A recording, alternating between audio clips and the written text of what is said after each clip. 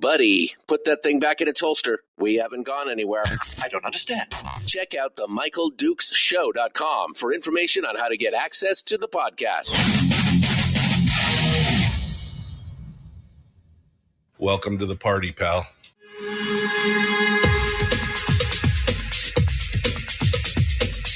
The Michael Dukes Show. The greed and the entitlement is astounding to me. What more could you want from a low-budget radio program?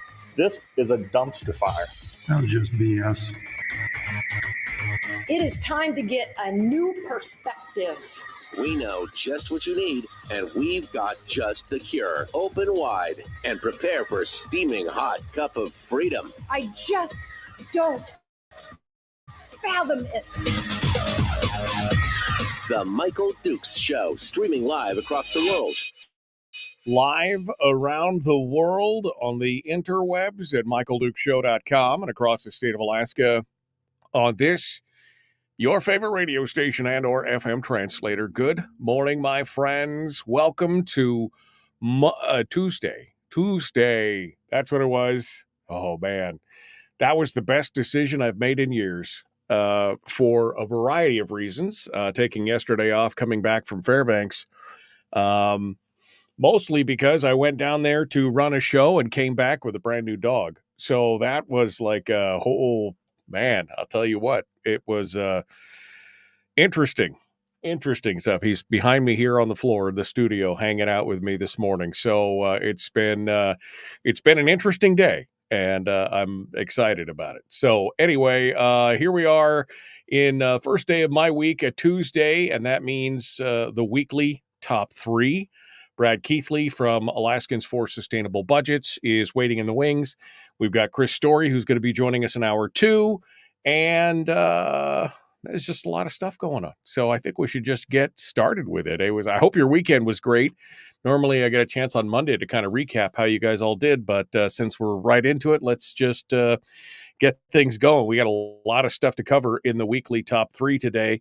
Let's jump into it with Brad Keithley from Alaskans for Sustainable Budgets, and we'll see what he has to say. Good morning, Brad. How are you, my friend? A new dog. I know. I've seen the pictures. That's a great dog.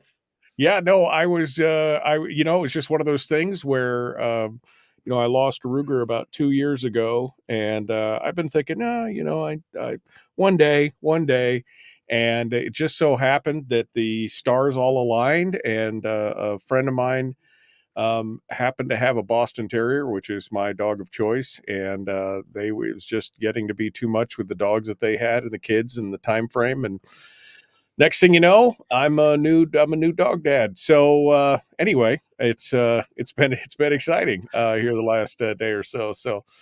Anyway, Mr. Keithley, welcome to the program, and thanks for coming in. Brad Keithley, of course, with Alaskans for Sustainable Budgets, an organization dedicated to try and bring us back from the fiscal brink of insanity. And he's got three big topics that he wants to talk about today. Number one, Brad, which is, I had to laugh because this seems to be the new prevalent belief that somehow, some way, it was the PFD that's causing the ERA problem, the earnings reserve account problem, the lack of state funding. It's has nothing to do with anything else. It's always just the PFD. Give me the rundown here. Well, Michael, that the Permanent Fund Board's proposal to merge the earnings reserve account with the Permanent Fund corpus, essentially eliminating the earnings reserve and start taking draws against that combined account, continues to trouble me for a number of reasons. I wrote a column on it last week. My last Friday column in the Landmine was on that subject and showed how that proposal under certain conditions could drain the PFD or drain the permanent fund. Indeed, by 2050, drain it entirely under certain conditions. So I keep thinking about it different ways. The theme, as you just mentioned, that it's the PFD that's causing the problem, is instead of other things, led me to dig into it another way. And I did a chart on it and did some analysis on it over the weekend. That'll be the subject of the column I have this coming Friday in the Landmine. But I wanted to preview it a little bit here on the show. So I looked at at the earnings reserve, the use of the earnings reserve from two standpoints. One, how much had gone to the inflation proofing, and the other had how much had gone to the PFD.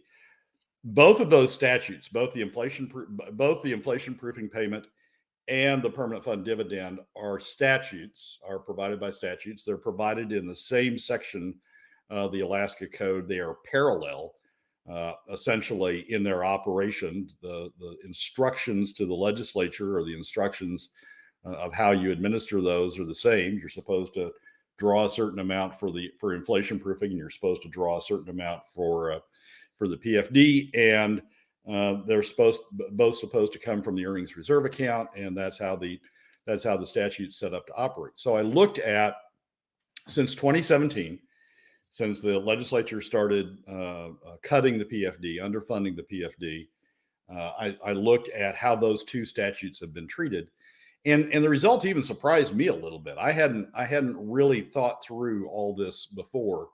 All of the inflation proofing side before. And so when I ran these numbers and started putting numbers to paper, the results surprised me.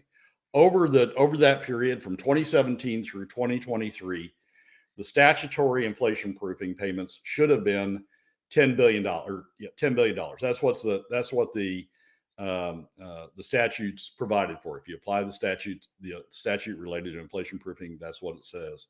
That the total amount, calculating the numbers, the total amount should have been $10 billion. The total amount that should have gone to the PFD over that same period is $13.79 billion, $13.8 billion.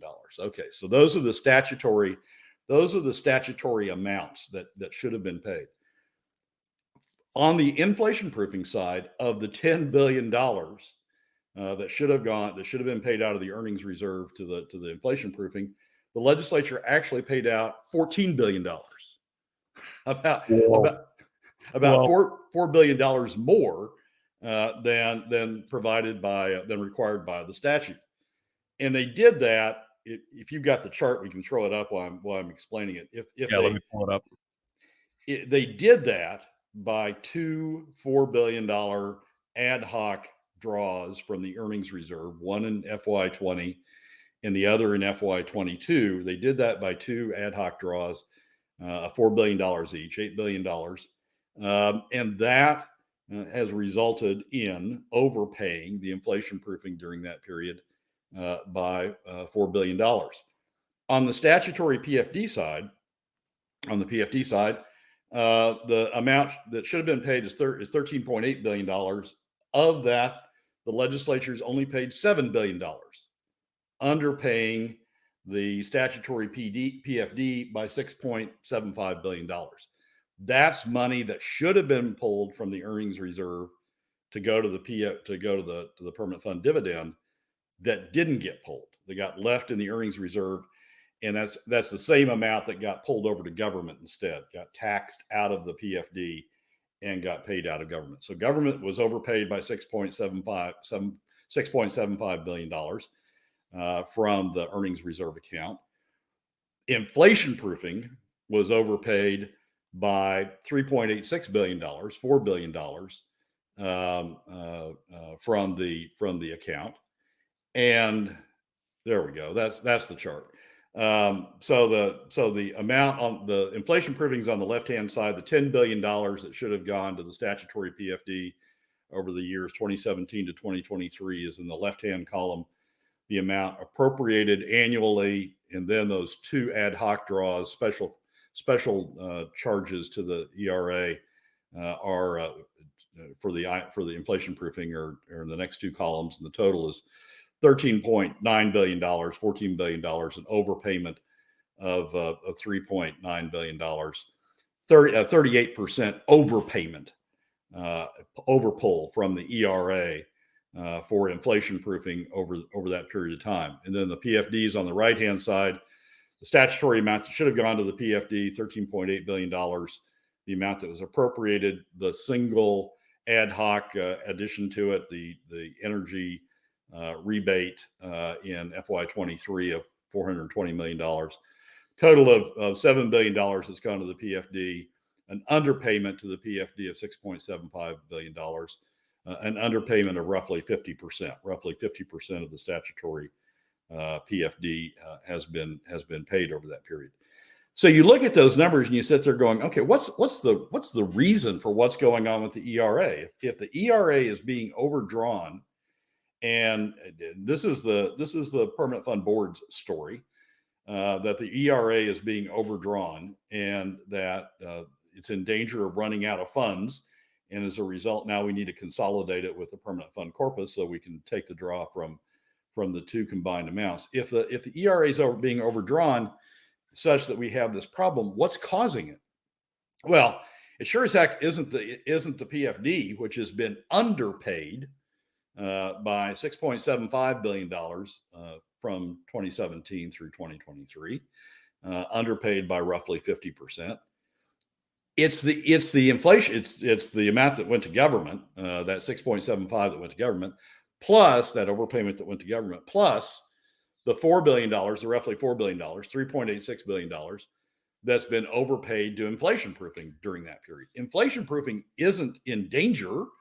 Inflation proofing has a $3.86 billion surplus over that period. So it's the whole narrative that's going on here is from the Permanent Fund Board is hugely troubling. I mean, the narrative is, look, we've got a problem. The problem's being caused by we got a problem with inflation proofing. We got a problem with the fund not getting all the money it needs, all the money to which it's entitled. We got to change it. We got to change the whole process in order to deal with this problem. Well, the problem isn't there. The problem, they've already overpaid it by $4 billion. So the problem isn't there. The problem is they've overdrawn for inflation proofing. Well, and that's in black and white. And of course, that doesn't even factor in the POMV formula is supposed to have a component baked into it to prevent that. Even if you didn't do additional inflation proofing, one of the selling points of SB 26 back in the day was that it would take care of that. So, I mean, this whole thing is smoke and mirrors. Like I said, it's an artificial crisis created to give them an opportunity to attach themselves directly to the corpus of the fund. Yep. And it's I mean, this is stuff once you sit down, you go through the numbers, this is stuff that comes right out of the permanent fund's own annual reports and their periodic updates that they do to those annual reports, their history and projections, stuff that's available directly from the permanent fund. This is stuff that the press could easily have gotten their hands on, could easily have walked through, could easily have put together, could easily have analyzed as part of testing the credibility, if you will, of the statements being made by the Permanent Fund Board. But rather than do that, all they're doing is they're just taking the Permanent Fund Board statements at face value without testing their credibility and repeating those in the press and creating this sense of crisis out there that is just wrong. Well, and now you've done all the work for him. James Brooks should be thanking you and going out there and putting this chart out there. I mean, come on, this is again a 38, almost 39% overpayment in inflation proofing and a nearly 50% underpayment of the permanent fund. That should be headline news, quite honestly. I mean, that should be something that somebody should be going, hey, look at this. And they're both statutes, Michael. I mean, we hear a lot about, statutes don't mean anything for fiscal matters. The legislature can do whatever it wants. Well, okay, if you're going to start doing whatever you want, you at least should treat the similarly situated statutes the same. You shouldn't be giving a preference to one statute over and ignoring another statute. And these two statutes set side by side in the same section or subsections of the same section in Alaska code. And what they're doing is overpaying one statute and underpaying the other statute. And it's just, it's sort of, I mean, the more you dig into this, the more you think about, testing the credibility of what the Permanent Fund Board and Bert and others are saying, the more you think about it and the more you test the credibility, the more the story just evaporates. In fact, the story reverses. It's not the permanent fund's fault, not the permanent fund dividends fault that the ERA is in trouble. It's these overpayments, specifically those two $4 billion ad hoc payments that have drained the permanent fund down. Yeah. We did another, if anybody's interested, we do monthly charts looking at the information the permanent fund publishes on a monthly basis once they publish the monthly updates to their financial statements. And those will be coming out this morning. The permanent fund released that information yesterday. We did the analysis last night. Those charts will be coming out this morning, and it'll show again that the way the permanent fund is calculating the earnings reserve account and minimizing the level of the earnings reserve account just doesn't hold water. I mean, right. They're throwing in all sorts of adjustments and reserves for future draws to press that amount down. But once you adjust for all those, the earnings reserve has something like $12 billion of spendable money in it. So, so the question becomes then you got two choices here. Either this is intentional or it's hubris of saying we know better than you how this money should be spent, essentially, when it's all said and done. Brad Keithley, Alaskans for Sustainable Budgets. That's number one. Number two is directly ahead, The Michael Duke Show. Common Sense Radio.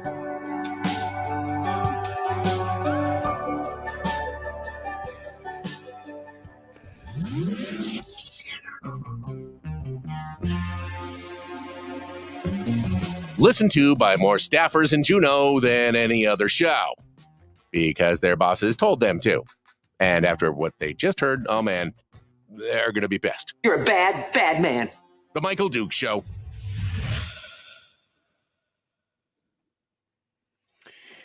Yeah. I mean, essentially, Brad, that's the thing. This is either completely intentional or it is hubris and arrogance of, oh, well, we just know better than you. And so we're going to bamboozle you for your own good, essentially. We're going to do all this stuff to show you this so that we can put this money away for the future.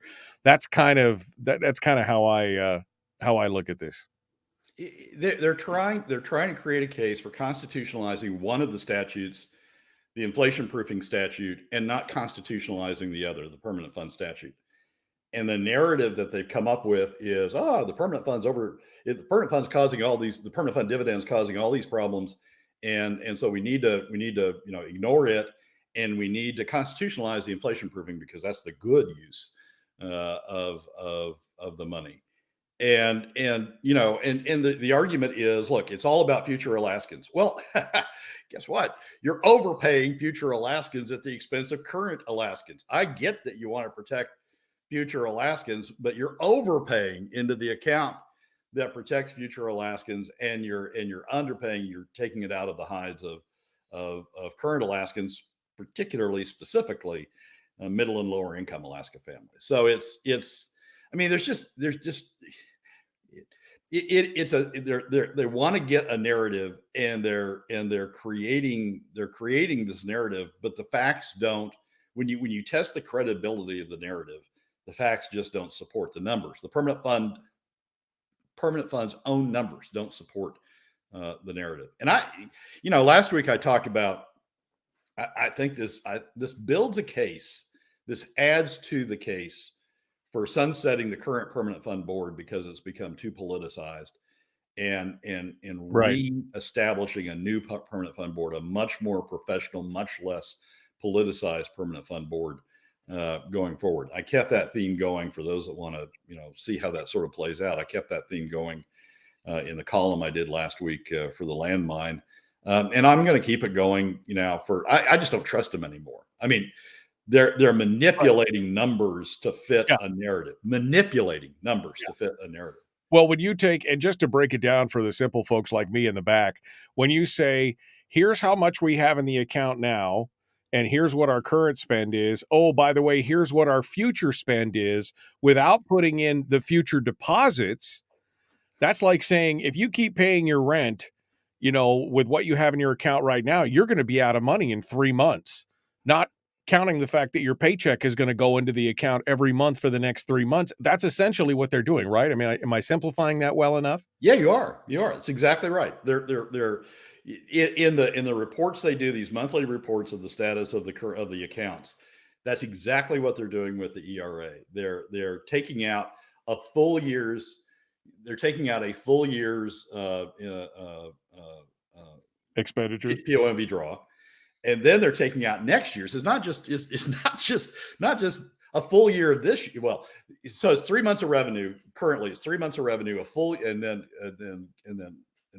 offset against that a full year's POMV draw, and then they add in next year's inflation proofing. I guess they just didn't get it low enough.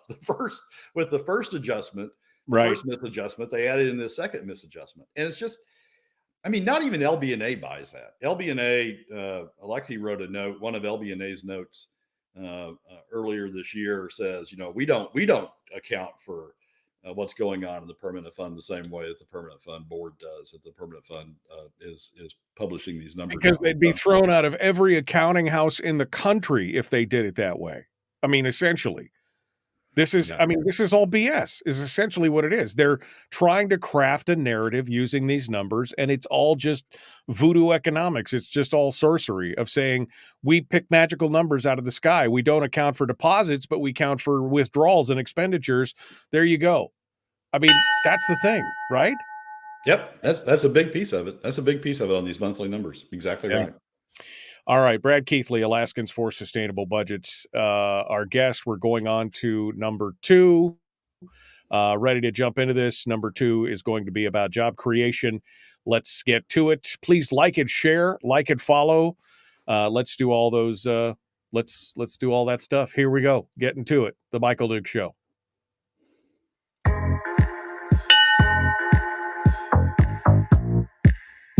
The Michael Duke Show. Not your daddy. Wait, sorry. Not your daddy? Ooh, not your daddy's talk radio. Huh. Whew. I was scared for a second. Thought we were going down. Here's Michael Dukes and the show. That's right. Not your daddy. Although my daddy is in the chat room right now. Hey, Daddy. How you doing? All right, let's get to this number 2 of the weekly top 3. We keep hearing about how government, all these plans and projects and things that they want to do for job creation. I'll just say it right out front here. Government doesn't create anything. Government is a net consumer. Okay, that's just kind of how it all factors into the world. But they keep telling you how they need to be job creators. But it turns out they may not be the answer here, because it may not be the problems that they think it is. Brad? Yeah, one of the things that really bugs me about political arguments, and this particularly comes up in the capital budget when we go through the annual capital budget, but it also comes up when we talk about oil tax credits, is it's important for the state to do these things in order to create jobs.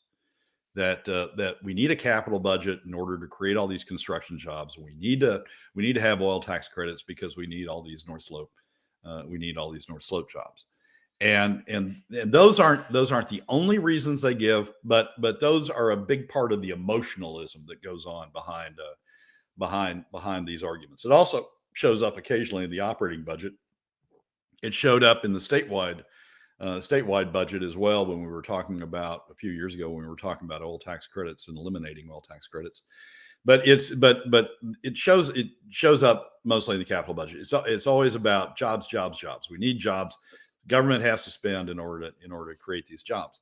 Essentially, taking money out of the pocket of, in the case of PFD cuts, when you're using PFD cuts as a marginal source, essentially taking pockets out of middle and lower income Alaska families and shifting them over to these jobs, over to the people who get these jobs. It's a cross subsidy from one set of Alaskans to another set of Alaskans. So, okay, I usually argue with those, but people just sort of believe that we have to create these jobs. Government has to create these jobs. So we just have the argument. We sort of go in circles and then we go on to something else. There's an article that I think is important, and there's a shift going on that I think is hugely important if in a number of respects, but in respect to this argument in particular. And it's captured in a headline in a story in Alaska Public Media I think similar articles are also in the other publications. But the headline says, Alaska labor forecast calls for continuing shortages in workers as boomers age. And basically the thrust of the article is we thought all these job shortages, not enough workers for the jobs that are posted out there. We thought that was, for a while, we thought that was a temporary phenomena created by COVID and created by the comeback from COVID. We had all these government support programs that had left a lot of dollars in people's pockets. And so they didn't have to immediately go back to work. And there were a variety of other COVID related reasons that were given for why there were labor shortages in the economy coming out of COVID. This article goes into good coverage of an article that's in this month's labor trends that's put out by the Department of Labor, Alaska State Department of Labor, that says, there's something else going on here, and it's much deeper. Right. And that is that as boomers age, as the baby boomers are aging out of the workforce, as people reach 65 or whatever age they decide to retire, as the baby boomers, which is this huge demographic bubble in our population, as the baby boomers age out, go into retirement, or otherwise are no longer in the workforce for whatever reason, there aren't enough people left in the other generations to fill the jobs. It's not COVID related, not necessarily COVID related. It's not necessarily the younger generation just doesn't know how to work. It's just there aren't enough people.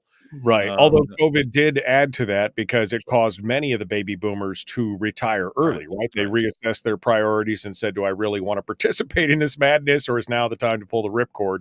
And so many baby boomers retired early. Right. And to that extent, it is COVID related, but it's more permanent than just once we get through COVID, everything goes back to where it was. These people are now gone. I mean, they may have left early, or they may be leaving now, but they're gone. And so the question, and so the worker force population is permanently shifting down as a result of the loss of the baby boomers. And this article goes in to say, look, this is going to be a new thing that we're going to have worker shortages in the state of Alaska. I think there's one statistic in here that says there's 2 jobs for every worker. That's the one that blew my mind. And that's a directly inverse to what it was in the early 2000s, where there was 2 jobs or 2 workers for every job. Now there's literally 2 jobs available for every working age person in the state. In Alaska, this is not a national number. This is focused on Alaska. So if that's the case, we don't, if we ever did, and I would argue we didn't, because we were creating cross subsidies. I mean, these jobs weren't free that the state was creating. They were coming out of somebody's pocket. And since 2017, they've been coming out of the pockets of middle and lower income Alaska families through PFD cuts.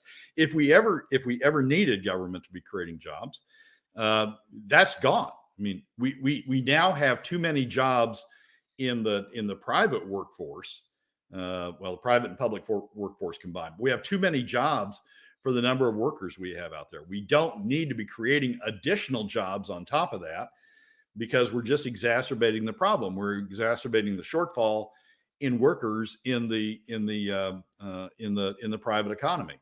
We're creating, the government, instead of solving a problem of creating jobs for people, would be creating an additional problem by taking more people out of the private workforce to stick them into the government jobs.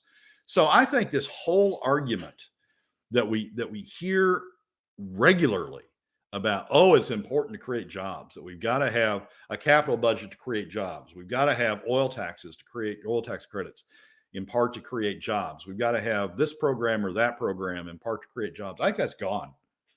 And I think we now have to recognize that there's a sea change that's gone on in the workforce that eliminates the need for government to have job creating. If there ever was a need, argue there wasn't, but if there ever was a need, has eliminated the need for government job creation program. Right, because when do they succeed? When we hit 3 jobs to one person? I mean, when is the success ratio at that point?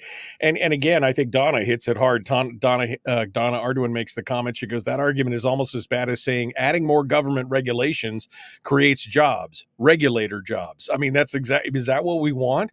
We want more government jobs, of jobs that are then created and paid for by taxes in an growing bureaucracy? Or do we want more roads and things like that, where we've got crony capitalism, where we've talked about these companies building entire business models on government spend? Is that what we want? I mean, really? Yeah. Well, if there was a lot of debate that went on about that, a lot of arguments one way or the other. I won't say good arguments, but a lot of arguments one way or the other. But my point is that's all gone now. I mean, they're creating government jobs doesn't help a situation. It exacerbates a situation of having too many jobs out there for the number of employees. And if government creates jobs and pulls people from the workforce to fill to work in the already unfulfilled jobs, it creates more jobs and pulls people out of that, they're exacerbating the problem that already exists over in the private sector of not having enough people to work these jobs. So I think it changes the whole dynamic of this argument going forward, and in a way that I really hadn't focused on until I read this article and then read the underlying Alaska labor, the underlying magazine article in Labor Trends that supports the article. It's just we've got a sea change that's happened. Right. As the boomers exit the workforce, we've got a sea change that's happened, and we need to recognize that. Now, maybe the focus becomes we need good jobs, we need high paying jobs, right, or we need something else. But that's not. Good Lord, we don't need government to be out there, creating additional high paying jobs because they're being subsidized by taking money out of middle and lower income Alaska families. If we got government that starts focusing on that, we're just making the middle class more and more impoverished by pulling money out from underneath them. So this whole argument that I've dealt with my entire career now on the fiscal side of government has to create these jobs because we got unemployment, that's gone, and right. that's a big change. Yeah, no, that is a huge change. And I mean, I've argued against that whole premise for years, but now it becomes even more relevant because there are so many jobs available in the private sector. But that's not going to stop them, Brad. I mean, if you think that fax is going to get in the way of their whole mantra of job creation, I mean, come on. Do you really think that that's going to be, they're going to go, oh, well, we should stop then? I mean, because that would entail stopping the spending, right? Yeah, the theme of today's program may be facts don't matter, or people don't want. Facts, yeah. Screw your facts. The feelings are what matter. We feel like this is doing something great. So I mean, that's kind of exactly what we're working with right now. Yeah, we feel like inflation proofing is a better spend of the money. So we'll create this false narrative to support that. We think that government jobs are better than private sector jobs, so we'll create this false narrative that we need to have, the government needs to create more jobs to soak up the workforce. Maybe so, Michael, but the facts do matter.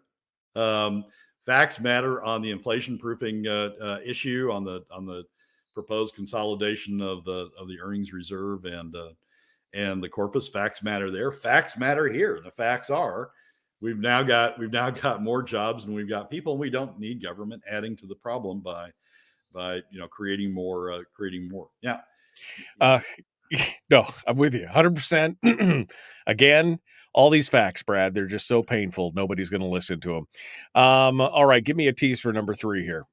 Number 3 is the Department of Natural Resources has come up with a new plan for trying to incentivize drilling in the Cook Inlet, and I think it's the wrong way to go. So we're going to talk about that a little bit.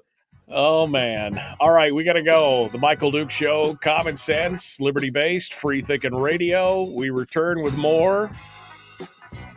Brad Keithley, the weekly top 3. It's on the other side. Don't go anywhere. Back with more right after this.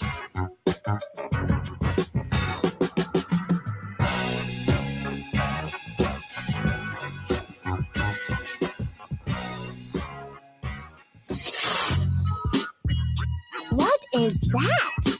Common sense. Regularly heard on American radio. Michael Duke Show. Radio. Brad Keithley, Alaskans for Sustainable. That's really what it's about, though, Brad, right? I mean, look at this stuff. That is the theme of today's show. I mean, we're going to make the numbers fit our objective. This is what we want, so let's make the numbers fit that. Oh, let's create more jobs because we have more jobs and we've got people to do it. But let's create even more jobs because that's doing something. I mean, none of that stuff matters because, well, you know, it goes all back to that hubris of, well, we know better than you what you're, you know, we know you guys, you poor, pitiful kids, just sit in the back corner. We'll massage everything to show you exactly what we want you to see. And then we're going to do what we want anyway in the long run. That's kind of what's going on right now. Yeah. The thing about jobs, I mean, the only argument that's left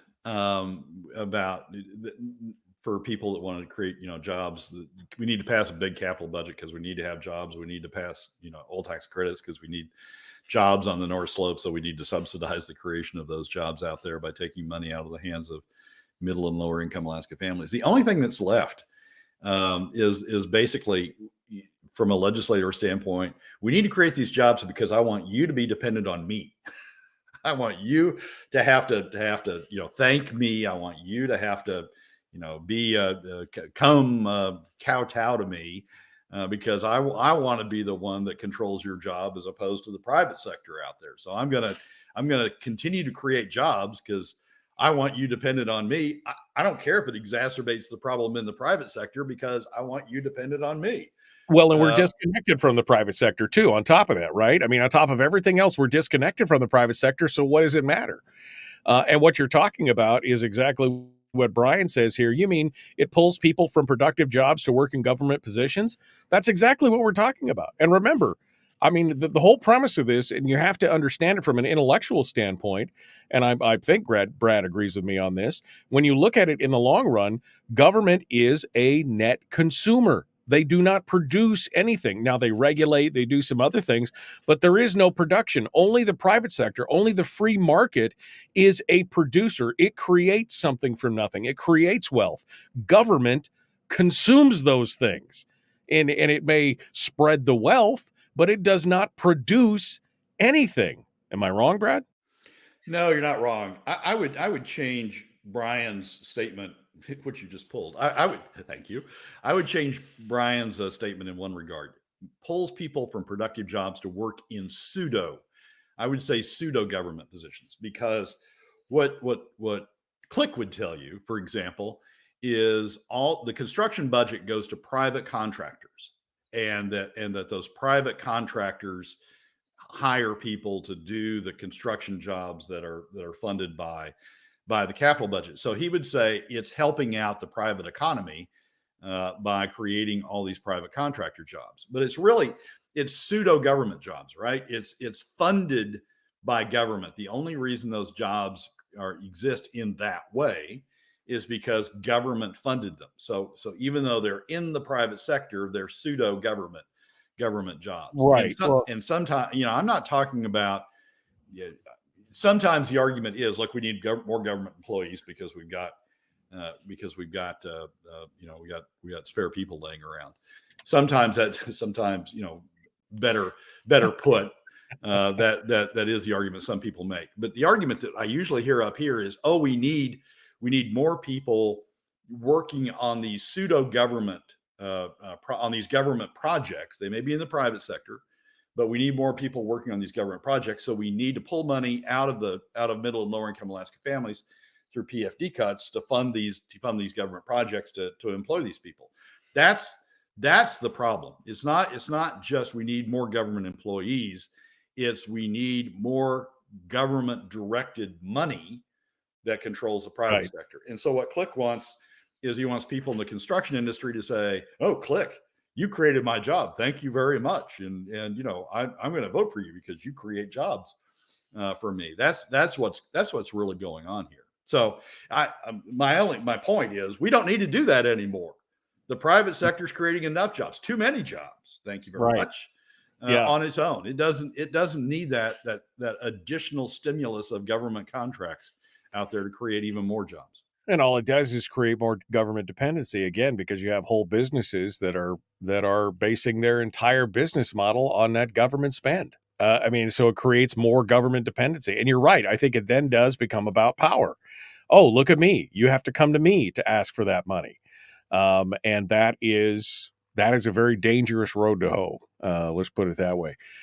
Final little blurb here. Anthony says the reality is basically this: government in a vacuum is an entropic system. Without feeding it resources from elsewhere, it would slowly die off and become irrelevant. You cannot create something from nothing. That's what government making jobs is. And he's 100% true. Or the jobs are short-lived, or they have to keep being fed from the public coffers. We're creating a dependency society, and that's it. All right, we got to jump back in. Here we go. The Michael Duke Show, common sense, liberty-based, free-thinking radio. Let's do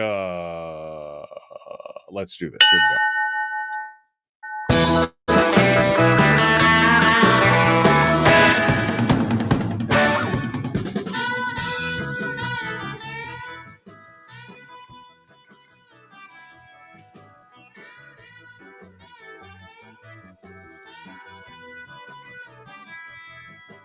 All right, Brad Keithley is our guest.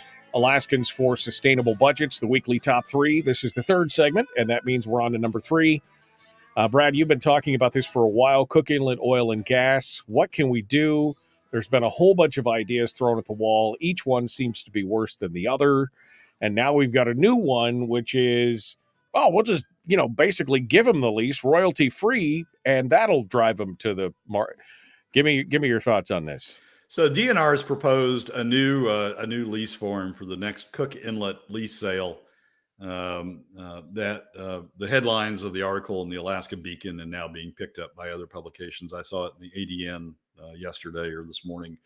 The headline is Alaska offering royalty-free lease terms to try to stimulate new Cook Inlet natural gas development. The basic article is in the Beacon if anybody just wants to find it quickly. And it's talking about a new lease form that they're going to go out with in the next lease sale. They're proposing to go out with in the next lease sale that doesn't have a royalty term, not the typical 1/8 or 15% or sometimes 20%.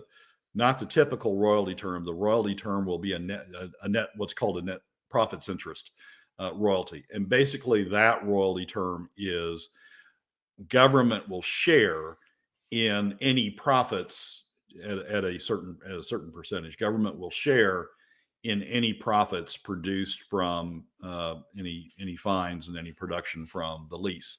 Essentially allows the companies to recover their entire costs before they have to give the government anything. That's typically what happens with taxes. I mean, that's what the tax code is for, to have government share in government achieve a share of the profits after expenses. Royalty is a base term, typically a base term that says you will pay a certain amount regardless of whether. I mean, there's lease rentals, which is you'll pay a certain amount regardless of what you do with the lease. And if you develop the lease, you'll pay a certain amount, a share of the revenues to government, regardless of whether you're making a profit or not. That's the typical royalty term, and the royalty term that's used widely in the state. There are a few net profits leases on the oil side up on the North Slope in an era when DNR went off on this frolic and detour up there, but mostly they are base royalty leases. I think all of them, the Cook Inlet up until now, have been a set royalty rate leases. The reason DNR is doing this is because obviously they're trying to incentivize additional production in the additional development of natural gas resources in the Cook Inlet, given the South Central's gas situation. But there are other ways to do this. I mean, DNR already has the authority to reduce royalties if a producer comes in and demonstrates that the production wouldn't occur at the current royalty rate, that the cost would be too high. The producer wouldn't go forward with the production, and make an argument that by reducing the royalty rate to a certain amount, it will cause the producer to go ahead and develop, or cause the producer to go ahead and make the additional expenditures, the additional investment necessary to do it. So DNR already has the authority to vary the royalty rate up and down, or down rather, depending upon the circumstances. Here, what they're proposing to do is beyond that, and just saying, we won't charge royalty at all. We'll just go to zero from the outset, and we'll share in the profits if you produce any net profits from subsequently from production. And that's just to me, that's too far. I mean, DNR already has the authority to reduce royalties when it needs to. It can do it on a case-by-case basis. In fact, in the same Petroleum News Alaska edition, this week's Petroleum News Alaska, that talks about this proposal, there's another article talking about DNR agreeing to reduce the royalty rate on the steelhead production platform on the oil side for Hillcorp in the Cook Inlet. I mean, it shows that they have the authority and are exercising the authority to reduce the royalty rate. This is sort of a race to the bottom. This is we'll just give it all up. We won't have any royalty. Please go forward with your project. Right. If you ever eke out any profits, we'll share in a 10. Please produce it for us. Please produce it for us. We'll give you money to produce it for us, essentially, at this point. And like we said, anytime that there's a net profit tax, you know who's going to lose. That would be us. We're going to lose if there's a net profit tax, because they've got a whole floor full of sharp penciled accountants, and we are 6 years behind on the audits for the current stuff that we have already. Yeah, I'll say this: it's better than giving the producers money in terms of credits. It's better than that. At least we're not taking money from middle and lower income Alaska families through PFD cuts and transferring it over to producers like we are on the slope with the credits up there. At least we're not doing that. At least it's better than that. But we don't need to be. We shouldn't be racing to the bottom by saying, well, we'll just give up on royalties entirely. The DNR has got enough flexibility, enough authority to address these things on a case-by-case basis. So you got a producer who makes a big find on these leases, right? Let's say, a Pica, a Cook Inlet equivalent of Pica is found in the Cook Inlet, where they're going to make profits hand over fist. And basically we're saying, well, because you did it, because you happened to find it during this era that we decided decided to have net profits leases, we don't get any royalty from it. Even though it's a huge discovery, even though it's a great thing, we don't get any royalty from it, even though you don't need it. So what we ought to do always is go out with royalty leases, and then be clear that as they have the authority to do, we're willing to negotiate the royalty down if you can demonstrate to us, right, that you need that relief in order to develop that project. You're giving money away.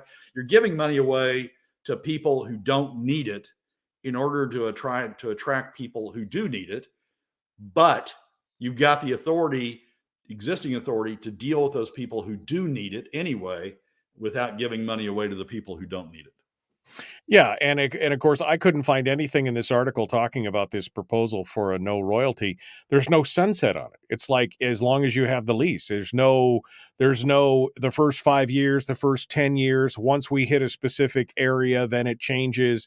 I mean, it's just, here you go. Let me hand it to you on a silver platter, and it makes no sense when, like you said, if they hit a big find out there should be some caveat that said, okay, if you hit a certain specific thing, there should be some escalators built into it, or at least a sunset or a timeline on this to make it happen. Yeah, timelines. I mean, you could put a timeline in, but you're just really complicating things now. We've got it all set up. We've got the authority set up to negotiate royalty reductions on an individual basis if you can demonstrate to us that you need it. And you can set production limits, you can set timelines, you can set sunset provisions on all that. and deal with it on a case-by-case basis. There's no need to give it away in blank to everybody, even if they don't need it. Ultimately, find something that they don't need royalty relief on. There's no reason to have given it away in blank. So there's no caveats on it in the lease terms. Usually that's because it's too complicated to try to layer that on. You layer that on in a specific case. Right. So your argument is create a regular lease oil royalties as it there, but tell them at the outset before the bidding starts, we'd be willing to turn these royalties way down, maybe even to zero for a period of time, but it would still be baked into the actual lease itself. Right. And you've got to demonstrate we'll be willing, and the authority's already there. I mean, it's already in the regulations, already in the statutes. So maybe you need to, look at this statute over here. Of course, our legislature doesn't observe statutes. I mean, so maybe that's the problem. But look at this statute over here before you submit your lease, because we're going to be willing to be responsive. But you got to demonstrate to us that you need it before we're willing to exercise that. Instead of just here you go, right. Y'all get zero royalties. Good luck. Yeah. What do you think is going to be, less than 2 minutes here, what do you think is going to be the outcome of this if they are able to go through? Because, I mean, we're voices in the wilderness here. Nobody's listening to you and I. So, I'm trying to be realistic here. What do you think is going to happen with this if it does? Do you think it's going to encourage, or what do you think is going to happen? In all honesty, Michael, I think it's going to act as a windfall to producers who were otherwise going to submit bids on these leases anyway. And I think it's going to, they're going to say, oh, well, I did it because of these lease terms, when in fact they were already looking at the prospects and evaluating whether to bid on them, to know that already, knowing that the statute's there that they can negotiate down if they need to. So I think it's just a windfall profit, frankly, to those who are otherwise going to participate in any event. And the state's going to lose out on that revenue in the long run forever, essentially, on those leases. Well, all right. Well, we'll see how that goes. Brad Keithley, Alaskans for Sustainable Budgets. Thank you, my friend. I appreciate you coming on board. Thanks for being part of it. Michael, as always, thanks for having me. Folks, we're out of time for today, for this hour, not for the whole show, just for this hour. Brad Keithley has been our guest. We got more coming up. We're going to do a little recap, a little chit chat in the next segment. And then Chris Story is going to come in and help us with now that Brad has bloodied us from head to toe, he's going to come in and apply the soothing balm. We're going to be back. The Michael Duke Show, Common Sense Radio.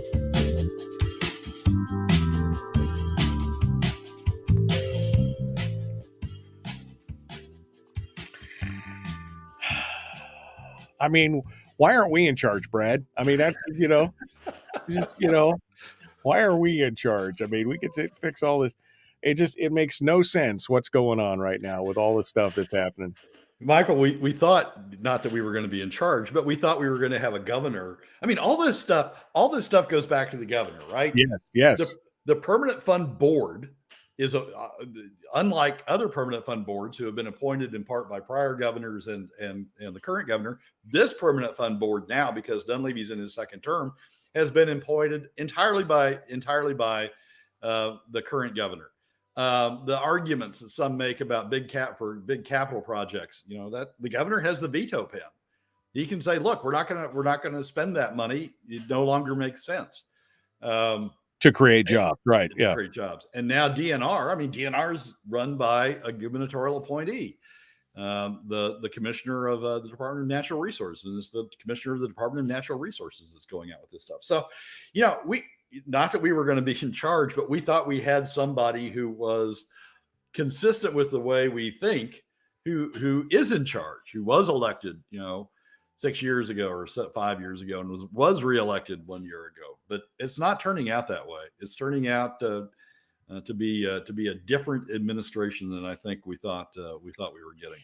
Yeah, the whole permanent fund board being all Dunleavy appointees is the one that really sticks out to me and sticks in my craw, that these are his people that are making these choices to bamboozle us in a way that is just It's offensive. It really is just offensive at this point. All right, Brad. Well, you're back in town. How was the music festival? Music festival was great. I made it back halfway. I'm at my mother's hometown, at my house here. So I made it to Illinois. I'm gonna make it the rest of the way here the week after next. But music festival was great. It was a wonderful time seeing friends and listening to great music I enjoy, and seeing Cape Breton. I mean, Cape Breton. So Cape Breton's just sort of New England on steroids, right? The trees turn up there. They have all sorts of colors of trees, and it's just it's a beautiful time of the year. So it was a fun place to go. Something I do every fall. Something you do every fall. Yeah, I know. It's definitely something to look forward to. All right. Well, Brad, final thoughts here. The last two, my dog is whining behind me. He might need to go out. I don't know what that means yet. We're still learning each other's language. Although I let him out right before the show. We'll see what happens here. What final thoughts here, the last 3 minutes here of the program for you? You may need to let the I need to go. Final thoughts are that I think truth has been, truth is a victim is sort of the theme of this show. Look, the Permanent Fund Board is a problem. The Permanent Fund Board has turned out to be a problem. This whole argument about consolidating the earnings reserve account and the corpus is an effort, I think, to manipulate the public. The facts they're using is an effort to manipulate the public in a way to support that board proposal, and I think that leads us in the wrong direction. As you and I have talked about on the show, as you talked about a number of times, all that does is set up the ability to drain the corpus down, as I wrote last week in the column, down to zero potentially by 2050. All this does is set up the argument about the inflation proofing does is set up the argument to continue to drain the permanent fund dividend. So it's a real disappointment. What the board's up to is a real disappointment. And as I said on the show last week, and we'll keep saying, I think it's time to look at sunsetting the board and restructuring the board in a way that gives us a much more professional outcome. Yeah, I mean, what gets me is the disingenuousness of what they're doing. And then, of course, the other thing that infuriates me that I talked about last week was James Brooks' just kind of complicity in this. I mean, James has always written, I thought, usually very well. And usually he has some kind of, balancing in there and everything else. But at this point, he's just completely parroting the narrative that's coming out of Bert Stedman and the Permanent Fund Board at this point. Well, there's not anybody. I mean, maybe Rob will step up, or Shower will step up, or others will step up and talk about it from or Ben will step up and talk about it from a legislative standpoint. James usually will do balance when a legislator is talking about the other side of the issue. Maybe they'll step up and start talking about this issue. But right now he is all he's doing is parroting what the Permanent Fund Board is saying. And if he goes for a diversity quote, it's over to Stedman, who's in the same lockstep. Stedman, who's the author of the two $4 billion ad hoc contributions to the permanent or to the inflation proofing that has put it in an excess position. So, and that chart really lays out, where we are and why we are where we are. That's that chart says it all pretty much. Yeah, well, it'll be the as I said, this is a preview. It'll be the base chart in this coming week's landmine column. So if anybody wants to grab back at it, it's either on Twitter yesterday or it'll be in the landmine column on Friday. Yeah, I'll drop a link to the chart right now here. Let me just drop a link to this chart in the chat room so folks can go take a look at it. All right. Well, Brad, thank you so much. We look forward to next week, and we'll see what transpires between now and then. Should be an interesting time as we get closer to the start of the session. It's already ginning up. You can see the things already starting to work up. All right, Brad, thanks so much. I appreciate it. Michael, as always, thanks for having me. Have a good week. Have a good week with your dog. Oh, yeah. Well, it's going to be exciting. We'll put it that way. All right. Thank you, Brad. I appreciate it. Okay, folks, that brings us over to hour 2, which is about to start right now. The Michael Duke Show, common sense, liberty-based, free-thinking radio. let's get to it. Here we go. Got to kill all this stuff here, and we are ready. Hour 2 is right now.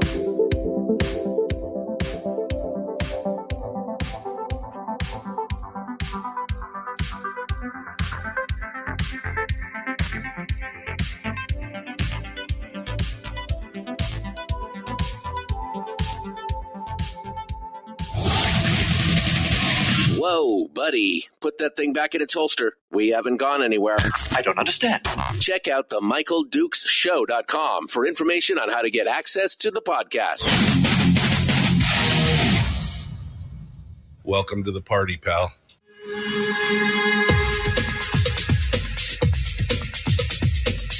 The Michael Dukes Show. The greed and the entitlement is astounding to me. What more could you want from a low-budget radio program? This is a dumpster fire. Sounds just BS. It is time to get a new perspective.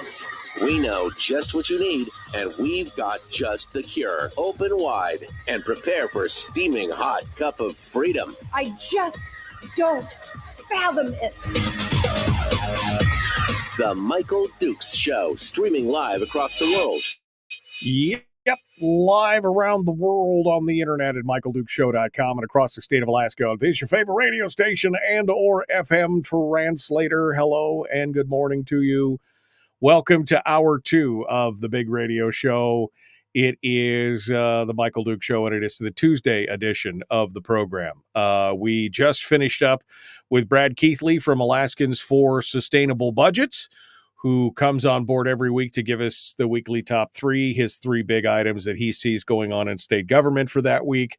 And this week was especially interesting and entertaining to see exactly how the narratives are being formulated around the country, how the narratives are being formed and what people are saying, and how we're essentially being lied to. That's essentially what's going on. We're being lied to by the Permanent Fund Board, by people like Bert Stedman, by those folks who continue to say we're in a crisis and the crisis is real and I created the crisis, but I'm not going to tell you that. It is just it's just an amazing thing to watch. And I got to be honest with you, it is probably one of the more frustrating aspects of what I do on a daily basis, because to see the absolute, boldness, just the absolute brashness of a move like this, where they take it. And again, I'm trying to I'm more dumbing it down for me than for anybody else. But, as Brad describes these quarterly reports from the Permanent Fund Board, when they say, oh, look, here's what's going on and here's how much we're going to have in there and here's what's going again. It's like taking a look. It's like taking a snapshot of your bank account and saying, if you keep paying your rent over the next or your mortgage over the next, 4 months, 5 months, 6 months, you'll be out of money. But of course, all they're showing is your current balance, and they show no future deposits into your checking account over the course of the next 4 months. And of course, if any of us had our income immediately stop, and over the next 4 months we're going to draw down our balance, that makes sense. But see, the problem is that they're ignoring any future deposits or earnings that the fund may have. So they're accounting for all the stuff that's going to be spent, but they're not accounting for any of the income that may come over the next 6 months, 3 months, 6 months, 12 months. And so this is the story that we're being told. And the problem is because most people won't take the time to dive down into the issues, because most people won't take the time to understand how this works. Then they just go, and that's why you got people like James Brooks and others who are supposed to be the guardians of truth, right? The fifth estate, they're supposed to be the guardians of truth. They're supposed to give us the straight dope from all perspectives and everything else. And instead, what we're getting is a parroting of the mantra and the story that that the powers that be want us to see. We're not seeing a deep dive. We're not seeing a look or an actual analysis of the numbers or the dollars that they're quoting in these reports or everything like that. And instead, they just come out and say, well, what we need is we just need a constitutional amendment so that we can have access to the corpus of the fund, which has been that's been the goal the whole time, in case you haven't figured that out. I've been warning about this for 20 years. I mean, literally 20 years, 25 years I've been doing this show. Probably a couple of years in, I could see that the move on this was really all about getting access to the corpus of the fund, which of course is constitutionally protected. But what they're talking about now is a constitutional amendment that will give them access to that pot of money. And in an eventuality, that money will all be gone, because these people, these being the legislature, this legislature and past legislature, they cannot control their appetite for spending. I mean, this whole argument can be boiled down to basically a single question. Do we have a spending problem or do we have a revenue problem in this state? And the answer is, we have a spending problem, and we've had a spending problem. And that spending problem has now become a revenue problem. So now we have both. Now we have both a spending problem and a revenue problem. And that crisis came to a head in 2016, 2017, when Walker vetoed the PFD. And that's where we've been at this inflection point this whole time. That's where we've been at this entire time, waiting for that whole thing to be, to be decided and finalized. And they don't have the political will to go in and change the formula. And so they are, they are just continuing. They're going to continue on. It's going to be the path of least resistance is what they're doing right now. They're going to continue on this path of least resistance until they get access to the fund and whatever they need. It's going to be an interesting couple of years. Let's put it that way. All right. So we can continue to talk about that. I do have some other headlines to discuss, and we can talk about some of those things as well. And I've decided that I'm going to go ahead and open up the phone lines this morning and give you a chance to talk about the things that you want to talk about here in the next two segments before we pick it up. Chris Story is going to be joining us at the end of the show this morning, and he and I are going to talk about, well, something. I don't know what our next topic is going to be, and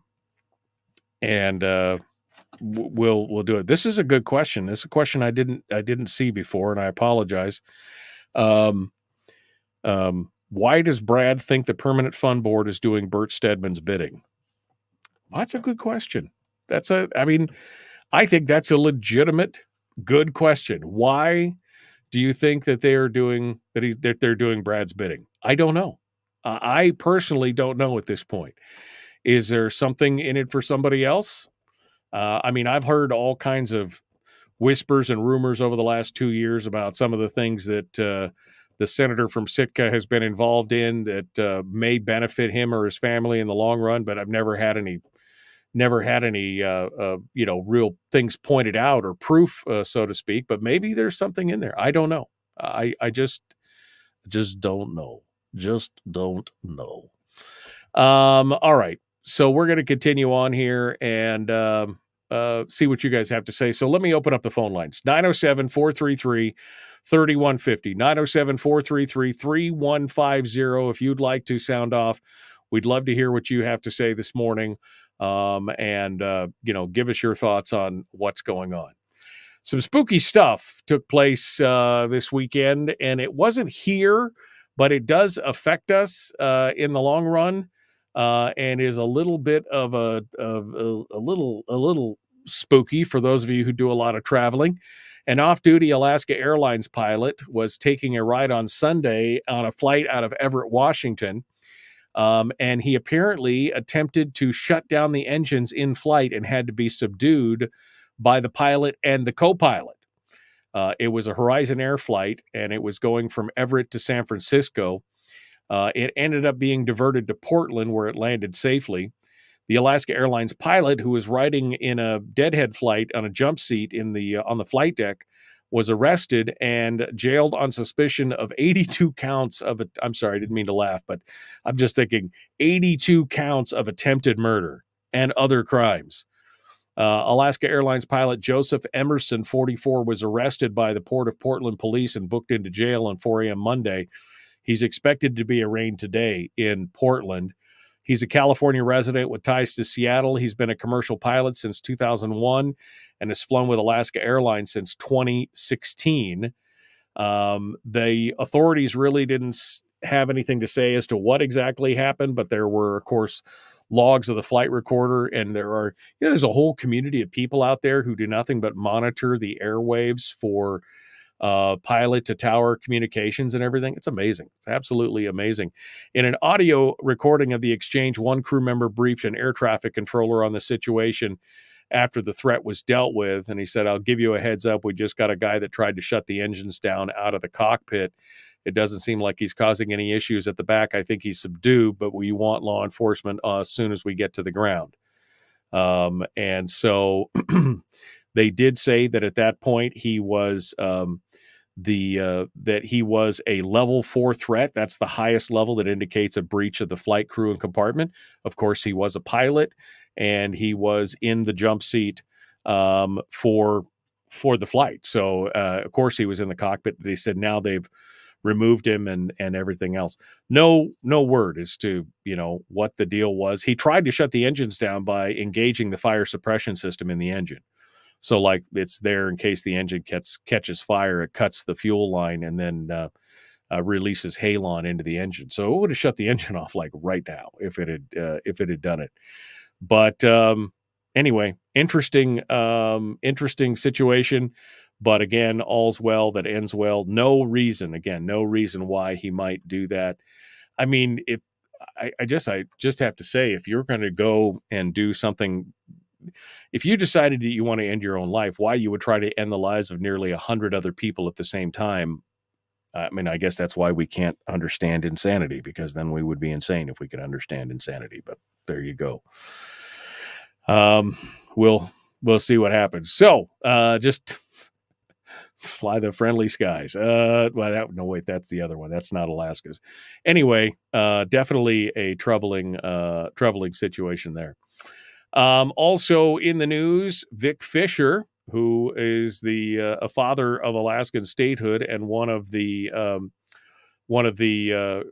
Constitutional Convention delegates for the original Alaska Constitution, has died. He died on Sunday evening at the age of 99. Vic was an interesting cat. I had him on my program several times over the years.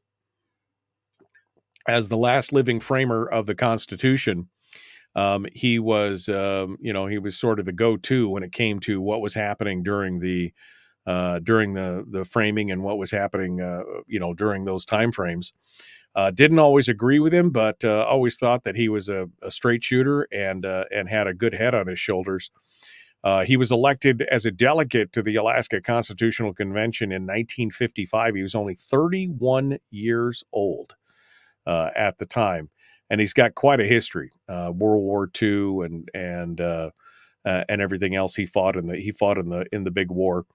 And he has been a stalwart advocate for many things, including not opening up not opening up the Constitution to a constitutional convention. That was one of the things that he last fought about in this last go around, is that he was vehemently opposed to opening up the Constitution for any discussions or for any kind of constitutional convention. So our thoughts go out with his family, but 99 years, he had a heck of a good run.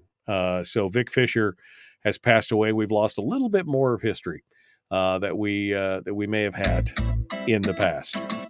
All right, we got to go. We're going to be right back. The Michael Duke Show continues. Phone lines are open if you want to sound off, 907-433 3150, 907-433-3150. We continue with more in just a moment. Any topic is fair game for the next segment. Chris Story joins us in the last one. Back with more right after this on The Michael Duke Show.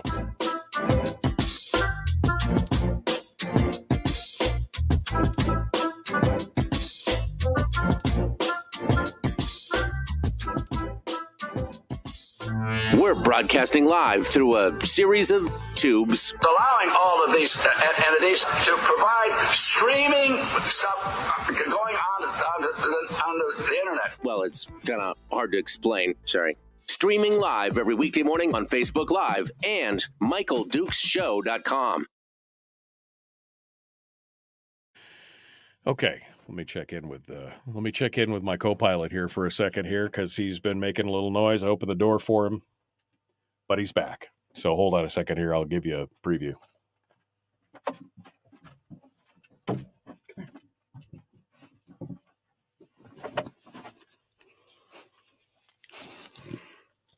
Okay.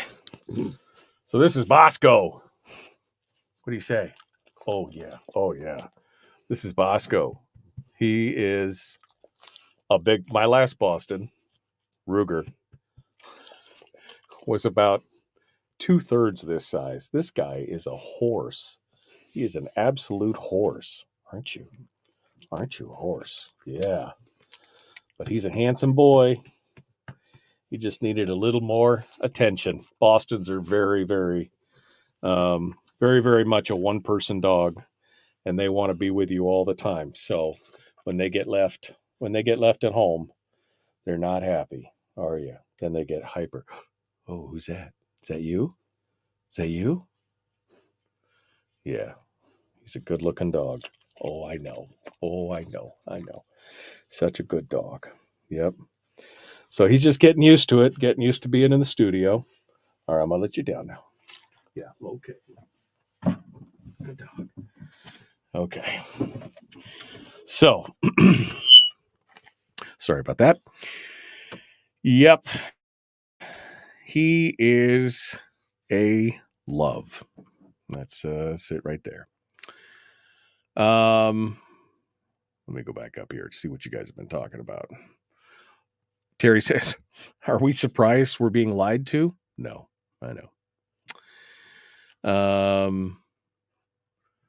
The walrus is as crooked as a dog's hind leg. Harold says, it's crazy out there. A drunk tried to crash the plane my daughter was on. Dang.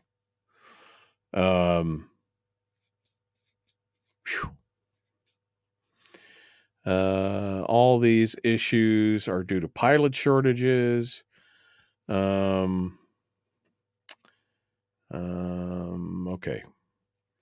That's why I won't fly anymore, says Amy.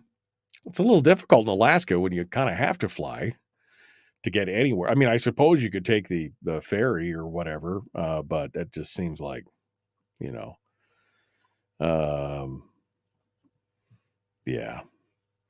He's 3 years old. He's 3 years old. He came out of my friends who had him had rescued him out of a home where he was mistreated a bit at 6 months old. So they've had him for about 3 years now. So he's just over 3 years old. So that means I'm going to get about 10 years of fun with him, 10, 11 years of fun with him. But he is a horse. This dog is so big compared to Ruger. It's just, still blows my mind. Still absolutely just blows my mind what's going on. Okay. What else we got going on here? I guess that's it. I don't have anything else this morning other than my stories. The news stories that I have laid out here. We're going to talk a little bit about AFN. And let me close that. We're going to talk about AFN, and we're going to talk about Doyon as well, and what's going on with the Ambler Road project. Those will all be stories that we have going on. And we should be ready to go here in just a minute. How was your weekend? I didn't get a chance to I didn't get a chance to talk with you guys yesterday to know how your weekend goes. Terry loves him. Terry loves him. She says, "What does Terry think of him?" Terry loves him. He is, and it's been so much. Terry got a new dog here about a year ago, and these dogs are just chasing each other around the house, having so much fun. It's been really crazy, but it definitely is interesting to watch these dogs interact. That's for sure. All right, well, here we go. We're going to jump back into it. Maybe we'll get some phone calls, maybe not. Otherwise, I'm just going to wander on here. Let's go. The Michael Duke Show. Common sense, liberty-based, free thinking radio.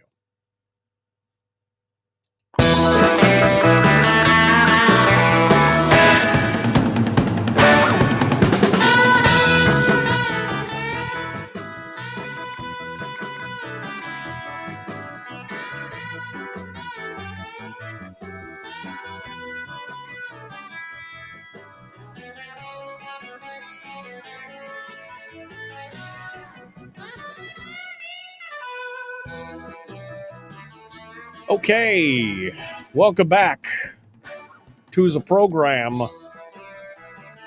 The Tuesday edition of the show. Almost said Monday again. I'm going to be messed up all week. But at least I got the day card on the front of the video right this morning. Almost said Monday, but it was Tuesday. And Jeannie's mad about the Beach Boy music. Sorry. Nothing like a little surfer rock to get you going on in the morning. All right. So what do we have? We have got one more segment, and the phone lines are currently open right now. 907-433-3150, 907-433-3150 if you would like to sound off. Any topic is fair game today. Whatever you want to chat about, we would love to hear what you have to say, and we'd love for you to reach out and give us a high five over the phone or whatever, and just chat with us about whatever your thoughts are here this morning. I've got a couple more stories, and then Chris Story is going to be joining us at the end of the hour to talk about, I don't know what his topic is for today. It'll be something good. That's for sure. Okay. This story, I mean, it's a national story, and normally I don't jump into national stories, but I thought it was interesting that they're at least starting to highlight this. The highest number of known suspected terrorists have been apprehended on the U.S. border in fiscal year 2023. So fiscal year ended in June 2023. There were 736 known or suspected terrorists, KSTs, apprehended at both the northern and the southern borders in fiscal year of 2023, which is the highest ever. It's the highest ever. You know, what was totally interesting to me, though, is that 66% of them, 487 of the over 700, 66% of them were apprehended at the northern border. We always think about border control as being mostly, down at the southern border. 66% of these people were apprehended at the northern border. 249 were apprehended at the southwest border as well. And this, of course, doesn't include what they call gotaways, which are that's the official term that people who make it through either the port of entry or between the ports of entry. And they're estimating that somewhere in the neighborhood of 1.7 million gotaways coming into the country every year. And so it's a little troubling. In fact, even the former chief of ICE said that some of these countries that they're coming from, of course, are sponsors of terrorism because they come from over 170 different countries, all these people. And he says, if you don't think a single one of the 107 million gotaways is coming from a country that sponsors terrorism, you're ignoring the data. That makes this a huge national security. Yeah, you think? Anyway, it was just a number that caught my eye to think this is the largest number that they're actually catching and admitting to. And when you think of 736 out of 1.7 million, oof, that's just a drop in the bucket. Just a drop in the bucket. Not anything we can necessarily do about it, except, of course, to be aware, be prepared, go forth armed, and always have your head on a swivel. That's pretty much all you can do about most of this stuff, which is kind of amazing. All right, let's go over to the phones and see what you have to say. Good morning. Who's this? Where are you calling from? Randy in Fairbanks. Good morning, Randy. What's on your mind? Oh, just my 2 cents on the idea to change the structure of the permanent fund, to combine the 2 sections of it, the earnings reserve account with the corpus. My thoughts on that is the reason they want to do that is simply because I think it's customary with the percent of market value method of harvesting revenue from a big legacy fund. I think most big legacy funds use the percent of market value system, and that they have a combined fund. It's just kind of an unusual situation, I think. I may be wrong about this, but I think it's kind of unusual to have it like we have it, where you have the corpus that you never touch, and then you have the earnings reserve account. I guess maybe some places do that, but for the POMV, percent of market value, they take the percent of the whole value of the whole fund, and that's the way they usually do it. So they just want to kind of go with kind of how other people do it. And I don't think there's anyone in the legislature or any place in Alaska anybody that wants to drain off the permanent fund, the entire permanent fund. I think they want it to grow, but they want to have a steady method of harvesting. Well, I mean, it's not unusual. It's not unusual to have an earnings account attached to a large fund. That's not unusual. The percent of market value calculates the value of both the corpus and the ERA at the same time. But drawing the POMV specifically from the ERA prevents an overdraw of the principal. That's the whole point behind it. The principal is protected, and that they can only draw the POMV out of the earnings. Now, I'm not saying that the intent of people is to overdraw the corpus and drain the corpus, but they really want to get their hands on that money, Randy. They really want to be able to have access to those funds because they got big plans for you and me. They got big plans for stuff going on in their own minds. I'm not saying that anyone is intentionally like, I want to drain the fund to zero. No, I'm saying that they have big ideas, and that is a big pot of money, and that the unintended consequences eventually of that will be that it drains the fund to zero. But it's not unusual to have separate funds that are calculated together. And in this case, it was a brilliant idea because, again, it prevents the principal from being depleted by an overdraw of the POMV. That's why it's set up the way it is right now, where the corpus is protected, the principal is protected, the earnings spin off into a separate fund. Those 2 funds together are calculated for the POMV, but the money itself is drawn from the earnings reserve, and that, again, prevents an overdraw from happening on the principal. Okay. I just want to make it clear that the original purpose of the permanent fund when it was created in 1976 was to provide for government services, and that's what was achieved when they passed SB 26 in 2018. And in order to get there, to create that legislation, it was Bill Walker. He did what he did in 2016, which was veto half of the PFD, which was very unpopular, of course, and killed his political career.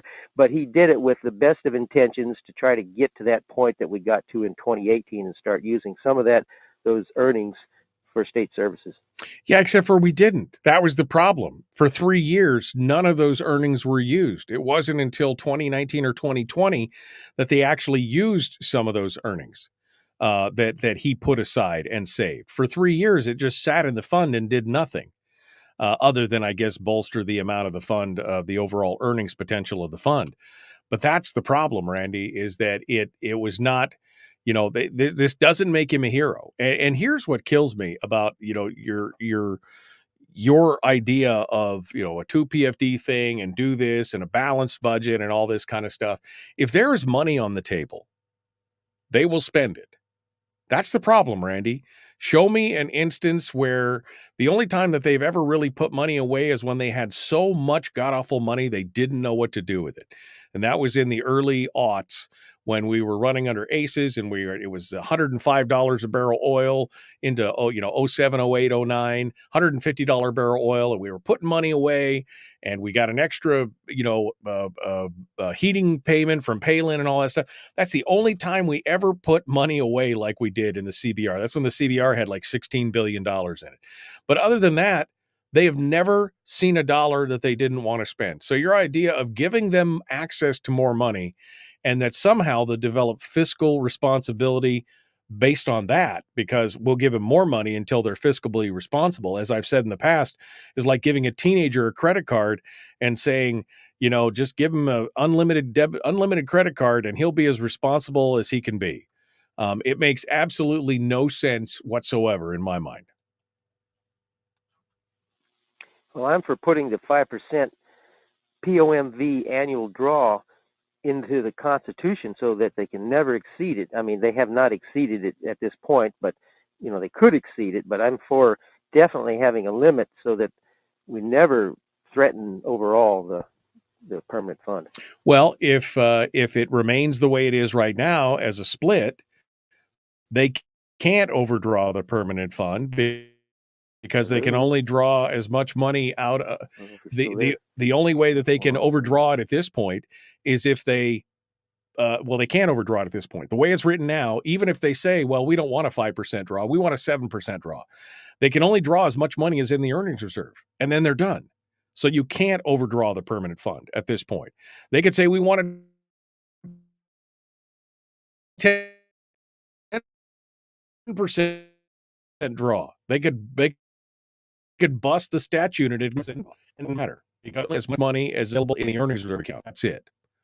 So I just don't see why you would want to give them access to the corpus of the fund. That is a dangerous place to be, in my opinion. Well, it's customary, but many funds. But okay, I'll let you go. Thank you. All right. Thank you. Appreciate your call. You could say it's customary with many funds, but it's also customary to have multiple funds and one as a stopgap. So this is similar to, somebody mentions it's similar to a retirement fund. This is not rocket surgery. Giving legislators access to more money than they have right now, the track record is not good, folks. I mean, even ignore the labels, ignore the politics, ignore everything else. Just look at the track record of what legislatures in this state have done whenever they've had more and more increasing amounts of money. With few exceptions, they've spent it away. The only time, as I said, that they haven't spent it is when they had so much money, they didn't know what to do with it, and then they were able to put it into the CBR. And by the way, we still owe the CBR a bunch of money. What are we going to do then? Oh, that's right. We're going to pass a statute that basically says that we don't have to pay that money back. I mean, that's fiscally responsible right there, don't you think? That is extremely responsible. But no, this is not unusual. Somebody, I think it was, who was it? Was it Tom? Timothy says, you won't say it, Mike, but I will. They deliberately want to do that so they can put their greedy fingers on it in the name of the children or otherwise. And like I said, I'm not saying that they don't want to put their hands on it. I think Randy's comment was, nobody is saying we just want to drain the fund. Well, no, of course they don't want to drain the fund. They want to use it. They want to have access to it. In their minds, they would never drain it all the way out, but we know where the road with intentions is paved, right? We know exactly where the road with intentions is paved. All right. We are coming up on the break. Chris Story is about to join us, and we're going to talk with him here in just a moment. And we'll get our weekly uplift. How about that? The Michael Duke Show, common sense, liberty-based, free-thinking radio. We return with more right after this.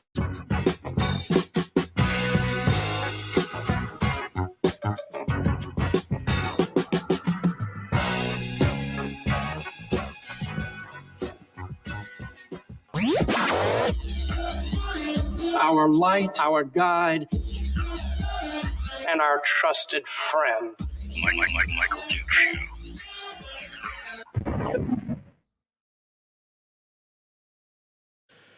Yeah, I just don't know how you can continue to put your how you can continue to put your faith in an organization like the legislature that has continued to disappoint you with their track record. It's like, oh, just keep giving them more rope. Just keep giving them more rope. Just keep going. Makes no sense to me. All right.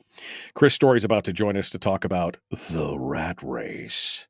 He's going to talk about the rat race. Let's get him on the line. See what he has to say. Here as we go through. Hey, look, it's ringing. Got it to work again. Amazing. Escaping the rat race, to be specific. What did I say? Did I say something different than what you said? Because no, you said the rat race. I'm saying it's how to escape the rat race. So those are two different topics altogether. Fine. Look, I'm not the one with a messianic complex. You're the one that has the little promo that says you are our light and our guide and all things. You know, it's just very messianic. I just don't understand you sometimes, Michael. I hate to call you out publicly like this. Well, you know, that was actually a listener who said that. I chuckled so much about it that I turned it into a liner. So, all right. Forgiven. Yeah. Forgiven. So it was, I forgive you, my son. Whoa. Okay. Thank you, Father. So, how you doing, Mr. Story? How's life treating you in the big city down there in Homer on top of the world? Fantastic. No complaints. That's fantastic. No complaint. You're so verbose this morning. What's going on, Story? What are you doing? What be the haps?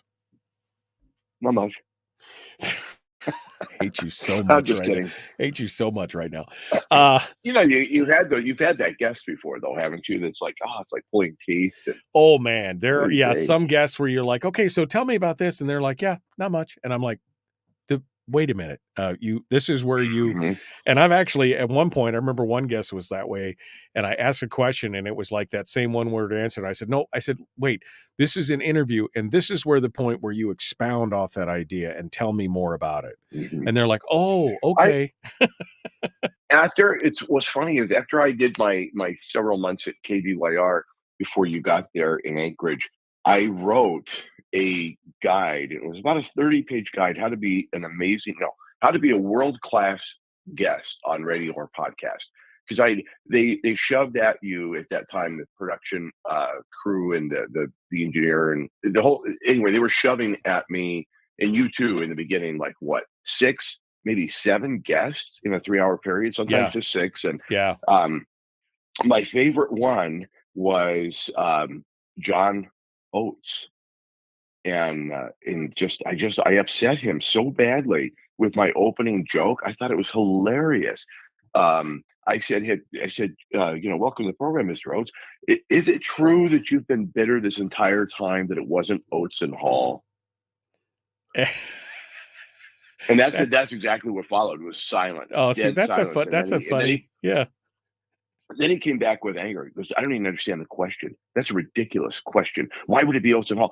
First of all, Daryl's older than I am. Secondly, Daryl's one who founded it. And I'm kidding. No, sir, I'm just kidding. I apologize. Please, let's move on. It was so awkward. But for the rest of the interview, it was almost like one-word answers. Like, oh boy, yeah, this guy was so mad, and it's like some people have got no sense of humor, you know. Right, but like Oates and Hall would never work. It had to be Hall and Oates, right? Had to be. Yeah, exactly. No, it's interesting. There is definitely an art to trying to draw people out in interviews, and but some people are just almost beyond. Some people are almost just beyond help. And then there's the other ones who do the nothing but the big run-on sentence, and you got to try and interject yourself in there, you know. So there's a balance in there, and there's definitely an art to it. But it was interesting. Brian says that was a very funny stint. I was so confused. Brian, did you actually remember that show? Do you remember that show back in the old KBY? My God, man, that was 10 years ago, Chris. How did we get here? How did we get 10 years later? One day at a time. Oof. Okay. Let me just see if there's anything else here that anybody said that was important. Barbara's talking about the assembly and the illegal subdivision issue in Fairbanks. Barbara, we could talk about that tomorrow morning if you want. If you want to talk about that, I'll see if you want to get you or Tammy on. We could talk about that. What else? The whole idea was to keep the fingers off the government, off that slice of the slice that would be direct. But yeah, no, the PFD, the whole permanent fund issue, it needs to remain separate. We'll get Chris's take on that one day. One day, Chris will have something to say on that. Chris doesn't like the PFD very much, but maybe he has a thought on the permanent fund corpus and protecting that. Chris loves the PFD. Chris just doesn't want to trade security of that as it exists today for an income tax. That's all. But anyway, you know it's coming. You know it's coming regardless of what happens. No, so I refuse. I refuse to accept that. I refuse to accept that. It's like the guy in the background going, la, la, la, la, la. All right, we got to go here. The Michael Duke Show continues. Common sense, liberty-based, free thinking radio. Chris Story is our guest. Let's get to it. We're going to jump right into it here and tell us how to escape the rat race. Here we go.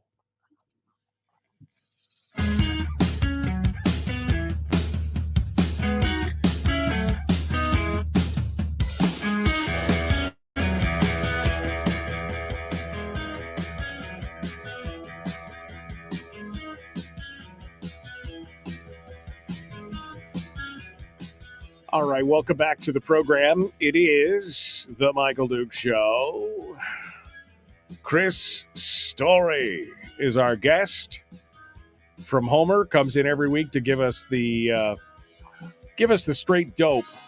I mean, I shouldn't say dope around him, but gives us the straight scoop. He did hit me with the anti-messianic complex, the Messiah guilt this morning already, so I don't know exactly how to deal with this. Chris Story is going to tell us a little bit about escaping the rat race. Good morning, Mr. Story. How are you, my friend? I'm going to tell you everything about escaping the rat race. Then once you've heard this, you can't go back. This will be it. It's over. This is it. So you're asking me to take the red pill or the blue pill is what you're doing. Which do you choose? Why didn't I take the blue pill? I guess I'll take the red pill. What? Give me the rundown here. What is the secret to escaping the rat race? What are we talking about?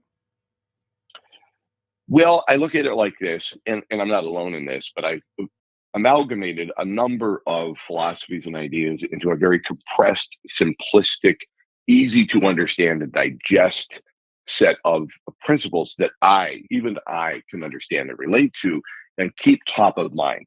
Because as we move through life, it's easy to say, read a book or hear a sermon or hear a speech or be inspired, enlightened, informed by our guiding light, Michael Dukes, whatever. It's easy to get that flash of inspiration, and then daily life regains its control over you because your day runs you versus you running your day, and that leads into a life of somebody else's intentions for you. So I took some 1,000-odd books in my library and said, Chris, if you were to take from all these books and design a simple, easy to digest, understand, and implement plan such that even you, Chris Story, could follow it on a daily basis, what would it look like? And I think it's first off understanding, acknowledging, and recognizing there are two planes on which you can exist in life. Not the horizon plane that you just talked about earlier, not that plane.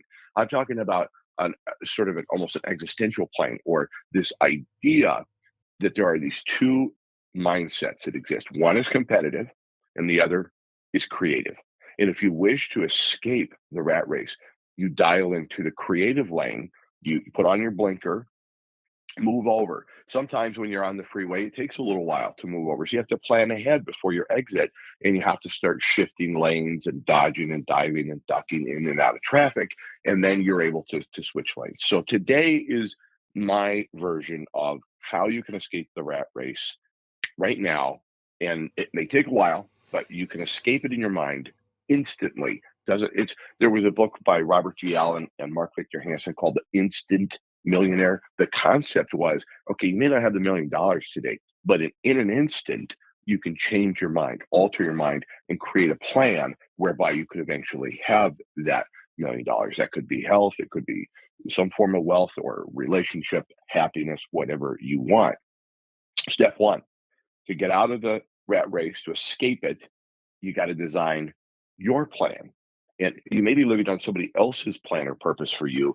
Maybe just through inertia, you've ended up where you are, but it wasn't on or by design. It's maybe by demand. It's something that is acted upon you versus you doing intentionally. So first off, design your plan. And then secondly, couldn't get simpler, act on your plan. Take action immediately and make sure your plan includes waypoints and checkpoints and it's measurable so you can take action towards a destination. And then third and final, this is it. This is the cap in the bottle. This is putting the champagne into the bottle, and the cork going in is hold your faith and have gratitude. Have faith, and that's a belief and that's a knowing that this is going to occur or something better, because it could change when you get to that exit. It might not be a Hardee's waiting for you. Maybe it's an Arby's. Maybe it's not a Wendy's. Maybe it's a Burger King. I'm just thinking back to my childhood trips in Florida where I couldn't wait to see what was at the next exit. But then having gratitude, that's the ultimate grease with which you lubricate the entire plan. Because if you do not have gratitude for A, where you are, or B, where you're going, or C, the things that happen along the way, chances are really good you're going to deviate from this plan. So you got to design a plan, act on the plan, hold faith, and have gratitude for who you are and where you are today on your way to where you want to go. It couldn't be simpler, Michael. Right. And this means escaping the rat race, not necessarily physically in the short term, but at least mentally, right? Because you have a bigger, broader plan than where you are. You know, you may wash dishes at a diner, but your overall plan one day maybe is to own the diner. And so it's you're not talking about escaping the physicality of your day-to-day grind, but of finding something greater and outside of that to hook your hopes and dreams and your vision to, I guess, right? Exactly. Yeah, exactly. Which is why I'm saying, think of it as being on a freeway. You may not be able to shift lanes immediately, but the best way to begin to shift lanes is to grow in place. Grow as tall as you can where you are with what you've got as you're moving forward towards the plan you've devised. And I tell you, when you go to work, or let's say you have a job that, and you and I can't relate to this, Michael, but let's say you have a job you don't like. Well, if you grow in place and you grow to the capacity with which it will be recognizable to everybody that you have mastered this position, other opportunities can't help but fall in front of you. The job you've got is taking you to a place you want to go. If you'll grow in place to the fullness of that position, you can't help but spill over. The cup runneth over, and you'll go into that other lane. Opportunities will avail themselves to you that you never thought possible. In the early 1900s, the railway business, the industry of railway across the United States was monopolized by no more than, say, three people. Three men, J.J. Hill being the largest, controlled the railway industry. And so people like Napoleon Hill and people like Wallace D. Wattles and others were telling you in their writings, in their books, were telling you, you may not be able to go and compete with J.J. Hill. You may not be able to go compete with an Andrew Carnegie if you want to get into the steel business. But there is something with which you can start today that you'll be in your own creative lane, not trying to compete against a steel trust or a railway magnate. And so they would talk about things like the new electric trams that are showing up in cities. This is a burgeoning business that you could get into. Of course, that's long since gone. And then they talked about airway, how in one day travelers will be traveling by airplane. It's like, but yeah, okay, that was then, this is now. The same kind of principles exist. There's a lot of people, Michael, that refer to themselves as creatives, and I can't stand that idea because they're almost making themselves so special that, we, the creatives. Nope, sorry. Every human being on earth is creative or has creative capacities within them. It's just, do you tap into it or not? That's a choice. So getting into the creative lane of life is where the real joy is found, and it gets you out of it. It creates escape velocity away from what's considered a rat race, or the circular track that goes round and round and you seem to get nowhere. This part of this relies on something that I've worked on for probably most of my adult life, which is this idea of having an expectation of abundance. You have to expect it. You have to expect those things in your mind and constantly grab hold of your thoughts And I've been guilty of, like I said, I've struggled with my whole life, where I get burned out, right? I get down. I'm like, oh, there's so much work to do. I have so many things going on. I'm so stressed out about this stuff. And instead, I have to continually try and refocus my mind to this expectation of abundance, of things are going to happen. Good things are going to happen. Opportunity is going to come to me. Money's going to come to me. This is going to be good. And when you're in that rat race, when you're in that rut, it's always I've talked about it in the past, it's that rut of people who are like, go to your job, go home, go to your job, go to home, go to your job, go to home, go to your job, go to the bar, go home, go to your job. It's just like, and pretty soon you've tracked this rut that's 6 feet deep and you can't see over the edge of it. And that's all you could see is the rut. And you're like, you've got to climb out of that. You've got to say, okay, I may do my job, but my job is just there to pay the bills or do whatever. I've got to have something more. I've got to have something greater. And that's how you escape the rat race, is that you create some kind of concept of something bigger. And like I said, whether it's something in the industry that you're the dishwasher who wants to become the diner owner, or whether it's something completely different, the new electric tram or whatever, you've got to have, it is something that will give you energy and excitement and will make you look at the day and jump out of bed and go, I can't wait to face the day. Not always, but in many ways and many times, that's what it'll do. Exactly. And I think you hit the right word, abundance. Another way to think of it is that in competition, you're competing for a place, right? Think about the 100-meter dash, whatever.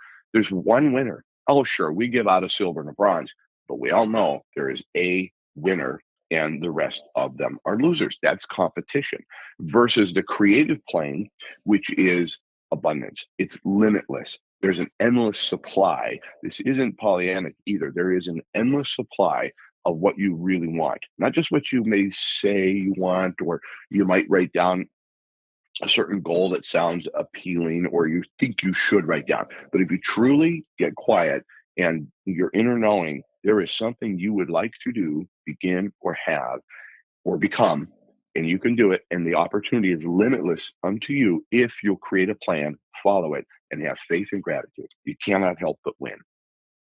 I agree. And this is probably the big struggle for most people, right? Is the mindset of this is the big struggle. Like I said, I've struggled with this attitude of abundance my whole life because, maybe it's, I don't feel like I'm worthy, or I have just let the negativity run amok in my mind, or maybe other people put you down, or, those closest to you don't believe in whatever you're dreaming of or whatever. But it's probably the biggest challenge is wrestling with that computer between your ears and keep telling it, nope, that's not the thought path I want to go down. I want to think about abundance. I want to think about that. That is where to me, I used to call it the battlefield of the mind, right? You've got to go out on that battlefield every day and you've got to win. You've got to put down those the negativity, the bad thoughts, the self-doubt and those kind of things. And it works, but it is a lot of work to make it work.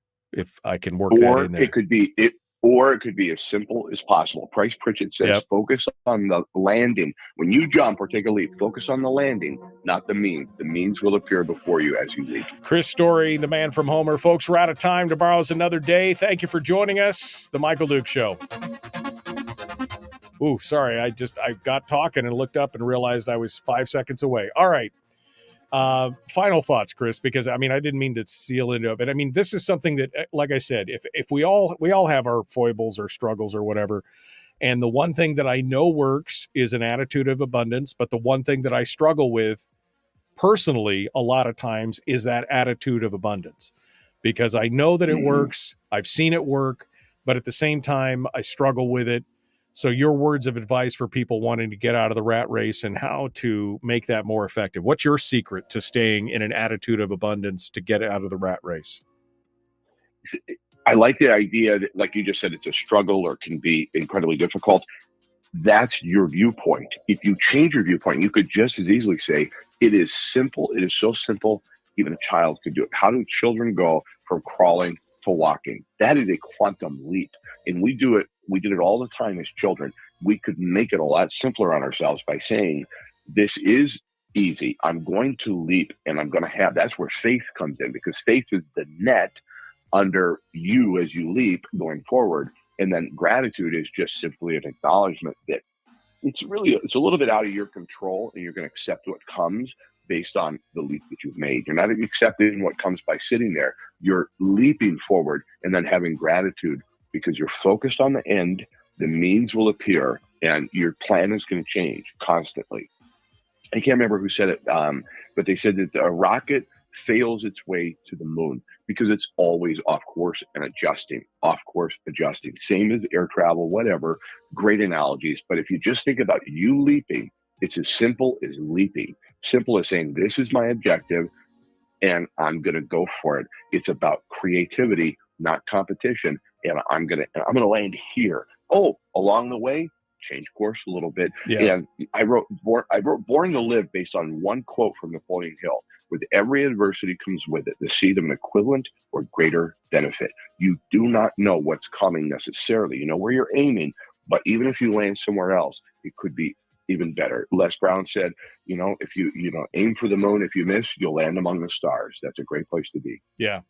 Well, you're right. Maybe I'm looking at this wrong. Maybe it shouldn't be a battle of the mind every day. Maybe it should be something that's easy, and take a look at it with that childlike innocence to say it can be done. I mean, because children are amazing. You tell them that something can be done and they're like, okay, they believe it. And maybe we just need to fool ourselves a little bit in that regard, fake it till we make it in that regard. And one other thing, I know you've got to go, but one other thing, if you feel a lack of confidence in yourself, self-confidence is missing a little bit, I'd suggest to you you're squarely on the competitive plane, and that's your signal and sign to move into something creative, and all of a sudden self-confidence is in your hands in abundance. Yeah. But if you feel lack of self-confidence, it's because you see it as a competition. Stop that and see it as creativity and creation, and you'll that self-confidence goes away. I mean, the lack of self-confidence goes away. Whoa, wait a second. Wait a minute. All right, Chris Story. Thank you, my friend. That's what I needed to hear today. This, as always, your segment is not about the listeners as much as I love the listeners. It's about you giving me a little piece of advice that I probably needed to hear, and it's always timely. So thank you, my friend. Love the listeners, hate my callers. All right, that's see you, right. Michael. I appreciate it, my friend. I'll talk to you again soon. All right, Chris Story, the man from Homer. Folks, we are out of time for today, and we got to go. We're going to be back tomorrow. Mike Shower should be joining us. We'll probably talk about the Fairbanks Borough ordinance on private properties and subdivisions tomorrow. And I'm ready. I'm ready for the short week. It's going to be good. On Thursday, Jack Klaus with the Alaska Shriners is going to be joining us. We're going to be talking about the Shriners football game. I think that's it. I think that's it for today. All right. We will see you tomorrow. Thanks for being part of it. We look forward to it then. The Michael Duke Show. Common sense, liberty-based, free thinking radio. See you then.